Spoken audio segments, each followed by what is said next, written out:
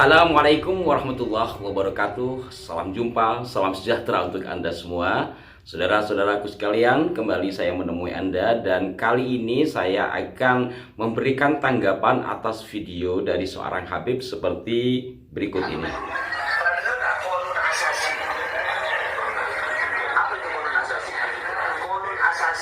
Asas berdirinya itu tahun 1928.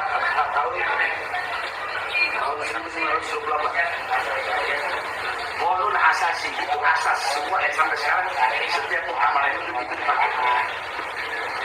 Di dalam qanun asasi itu dikatakan berdirinya NU atas restu para Habib. Habib siapa? Satu, Habib Abdullah bin Ali Al-Haddad, gurunya Kiai Khalil Bangkalan. Kiai Khalil Bangkalan gurunya pendiri NU. Dua, Habib Abu Bakar bin Husain As-Segaf, Bangil. Tiga,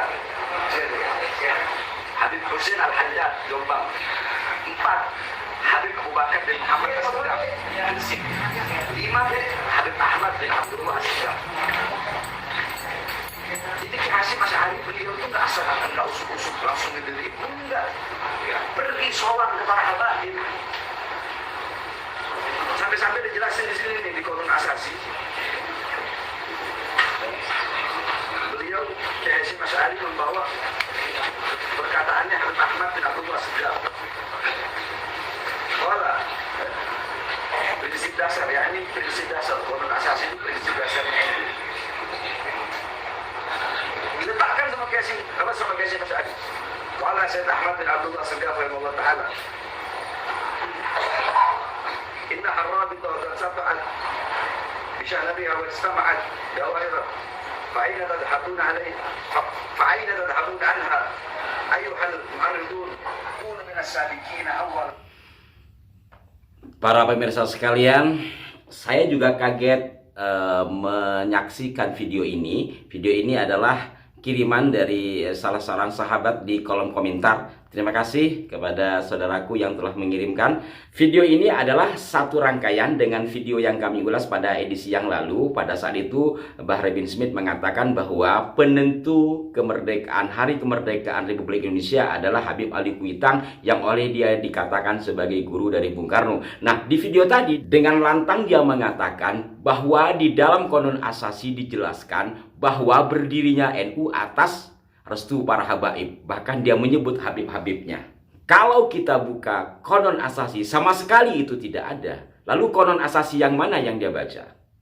Qanun Asasi barangkali Anda penasaran, bisa cari di media-media online juga banyak. Nanti juga sebagian saya tampilkan karena cukup panjang. Qanun Asasi ini berangkat dari ceramah Hadratus Syekh Kiai Hasyim Asy'ari pada Muktamar NU yang pertama, bukan pada saat berdirinya NU. Kalau tadi disebutkan, Ki Hasyim Asy'ari juga menyampaikan pandangan dari Habib Ahmad bin Abdullah As-Segaf, benar. Apa yang disampaikan oleh Habib Ahmad bin Abdullah As-Segaf itu merupakan satu dukungan yang disampaikan ulang oleh Ki Hasyim Asy'ari dalam ceramahnya yang kemudian kita sebut dengan Qanun Asasi itu pada bagian sudah ke bawah. Antara lain disampaikan, innaha ar-rabithah qad asata'at basyairuha wa jatama'at dawairuha wastaqamat amairuha fa aina tadhhabuna anha. Pada intinya beliau memberikan dukungan bahwa organisasi ini, perkumpulan ini sudah menunjukkan tanda-tanda yang menggembirakan bahwa di setiap daerah mereka sudah bersatu, bahwa bangunan-bangunannya sudah tegak. Maka Anda akan lari kemana? Memang kalau coba kita cerna dari mana kalimat ini muncul, mungkinkah terjadi pertemuan antara Mbah Hasyim dengan Habib Ahmad As-Segaf? Mungkin saja. Sehingga menyampaikan dukungan semangatnya itu. Tetapi kalau dikatakan bahwa di Qanun Asasi dijelaskan bahwa berdirinya Nahdlatul Ulama atas restu para habaib, itu adalah bohong besar. Karena dalam rangkaian kalimat Qanun Asasi tidak ada kalimat itu. Yang ada hanya kutipan pemberi semangat dari Habib Ahmad As-Segaf. Mana dia sebut 1928? Salah bos, 1926. Tapi mungkin kepleset ya. Yang perlu saya garis bawahi di sini bahwa waktu berdirinya NU dengan muktamar NU yang pertama, walaupun tahunnya sama dalam hitungan Masehi, tetapi berbeda tanggal dan bulannya. Kalau dalam hitungan Hijriah berbeda, tahunnya juga berbeda. Berdirinya NU seperti yang saya ulang-ulang di sini setidaknya berangkat dari Komite Hijaz untuk merespon persoalan yang ada di Hijaz Makkah Madinah.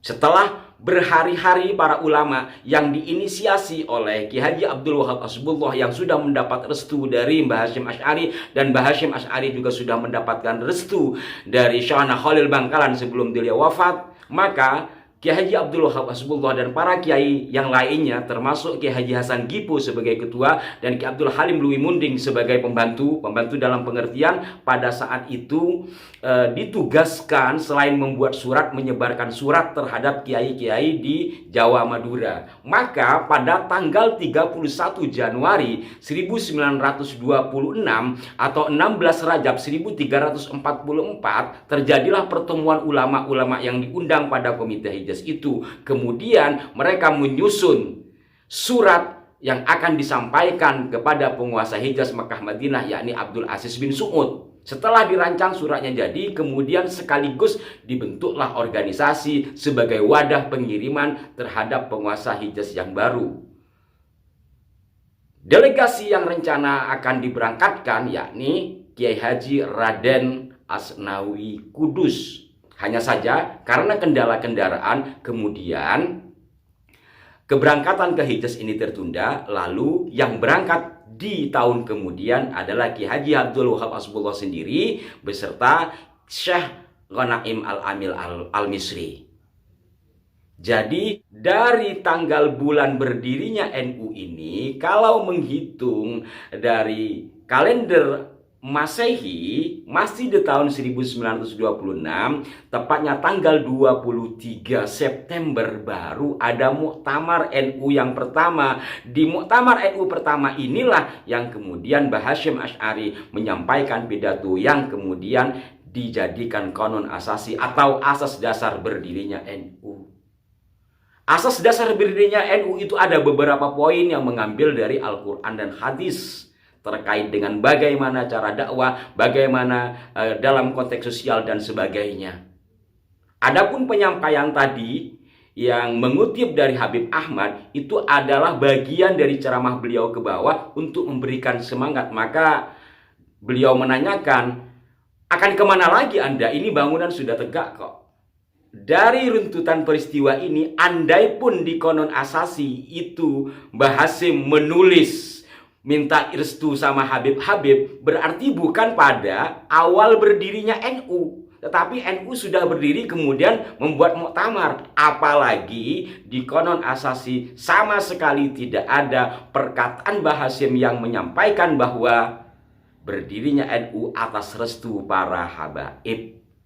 Kalau mungkin sebelum muktamar beliau sowan ke kiai-kiai, ke para habaib seperti yang disebut tadi, mungkin karena memang ulama-ulama kita ini kan tawadhu. Apalagi pada saat itu di dalam menegakkan Ahlus Sunnah wal Jamaah itu perlu dukungan dari semua pihak. Sebab pada saat itu paham pembaharu yang masuk ke Indonesia sudah sangat meresahkan, sebagaimana yang disampaikan oleh Ki Haji Raden As'ad Samsul Arifin. Bahkan dalam buku Ki Haji Khairul Anam pada saat itu juga terjadi istilahnya itu open bar gathering, perdebatan dari pagi sampai pagi lagi, kalah debat sikat.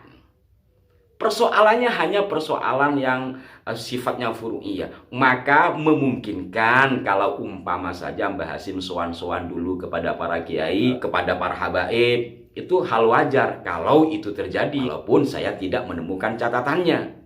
Nah, intinya sahabat-sahabatku sekalian, para pemirsa, apa yang disampaikan oleh Bahar bin Smith ini tentu akan mempengaruhi kepada orang-orang yang mencintainya, muhibbinnya, pengikutnya. Apalagi ini disampaikan kalau dalam videonya itu di depan orang-orang.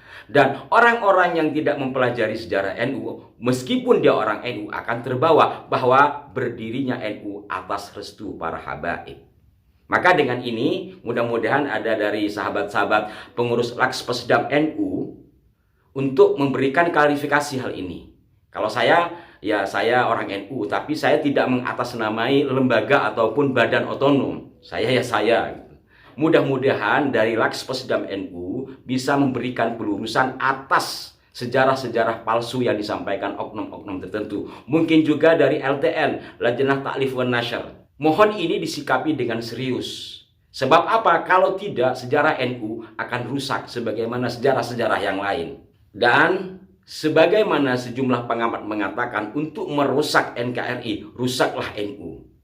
Ada yang mengatakan seperti itu. Maka untuk merusak NU, satu di antaranya selain dibuat bertengkar satu sama lain, dirusak sejarahnya. Karena dengan perusakan sejarah ini, maka akan berubah kiblatnya. Maka merusak NU, rusak NKRI, sejarahnya sudah mulai dirusak. Sekali lagi, mudah-mudahan ada sahabat-sahabat, para kiai dari Lakspesdam NU untuk menyikapi hal ini, atau mungkin dari Lajnah Ta'lif wan Nasyr, lembaga penerbitan NU, dengan harapan kebohongan-kebohongan atas sejarah NU tidak berlanjut dan tidak terulang. Mohon maaf jika ada kekeliruan. Sampai jumpa. Wassalamualaikum warahmatullahi wabarakatuh.